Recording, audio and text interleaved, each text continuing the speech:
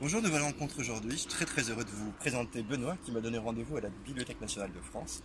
Pourquoi? C'est un peu l'histoire de mon passé en fait. J'y ai passé pas mal de temps pour, euh,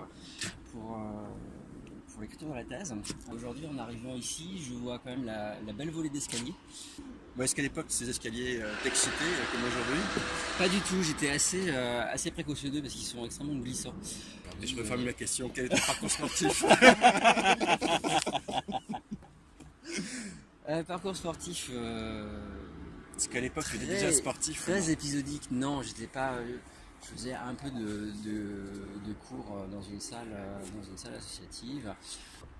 À titre perso, je fais un peu, j'ai fait 2 ans de natation, 2 ans de badminton.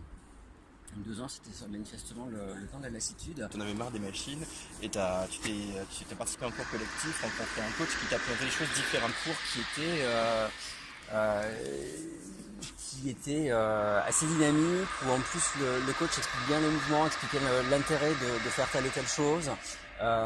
Donc voilà, donc c'était un cours qui était assez cardio, donc qui m'a bien lessivé. C'était en septembre 2015, donc du coup, donc premier cours comme ça. Après, au fil des semaines, j'en ai enchaîné 2, puis 3, puis 4. Donc du coup, à faire une matinée de 4 heures de cours assez intenses. Donc ça, c'était quelque chose que je pensais pas faire. Et progressivement, en fait, on est allé aussi sur des entraînements beaucoup plus sportifs. Il y a un nouvel été qui approche, donc tu as un petit peu de recul. En marquant un peu de distance, qu'est-ce que tu remarques, qu'est-ce que tu trouves de façon analytique un peu différente de cette méthode? Déjà, c'est qu'elle emmène beaucoup plus loin qu'on ne peut penser. Donc, comme je disais, le côté sportif pendant l'enfance, c'était pas ça, et notamment athlétisme. Athlétisme, pour moi, c'était la pire des tortures. Euh, et finalement, progressivement, là, on s'est mis à courir un peu plus, ou je me suis mis à courir un peu plus et aller sur des courses plus longues. Quels sont les jalons, les épreuves dont tu es le plus fier actuellement?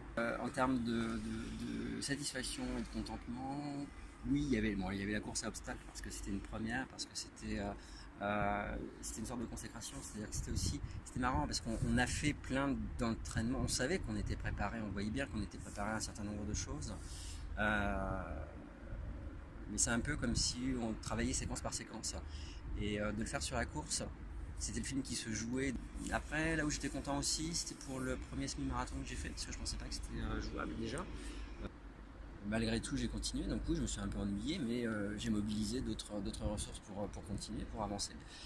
Ce qui me frappe beaucoup dans ton témoignage, c'est que lorsque tu décris les choses, tu emploies beaucoup le terme non on et non je. Ouais, Quel est ton regard c'est sur cela? l'expérience collective de l'entraînement, et en fait, on est quand même préparé à la compétition, c'est-à-dire à aller au-delà de ce qu'on imagine être nos limites, et clairement aller au-delà de la limite que l'esprit se fixe. Euh, et pourtant, pour moi, c'est quand même un dépassement ou une compétition qui se fait avec soi-même et avec les autres. C'est-à-dire qu'on n'est pas en compétition entre nous.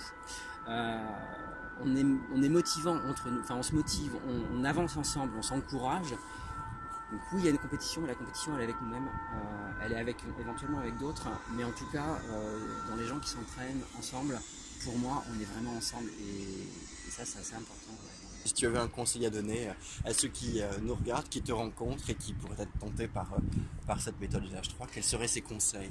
Les conseils, c'est d'essayer, de voir ce que ça donne, et s'écouter pas trop. Écoutez plutôt les coachs, vraiment dans cet esprit de confiance, et de toute façon, ils font attention. Grand merci Benoît, je te propose d'aller nous mettre à l'abri pour regarder défiler cette belle journée de mai. Un grand merci de tout cela et merci de ce rendez-vous ici à la BNF. Avec plaisir.